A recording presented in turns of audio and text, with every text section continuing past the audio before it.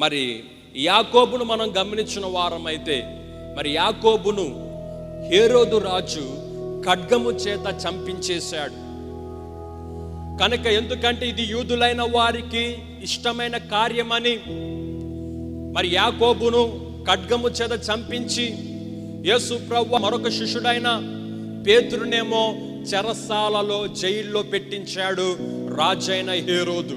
మరొకరు మరి మత్తయి గారిని మనం చూస్తే, మరి పార్థియా అనే పట్టణములో ఆయనను కూడా ఖడ్గముతో చంపి ఆయన కూడా మరణించాడు. మరి ఆయన కూడా సర్వాంగ హోమం అయిపోయాడు.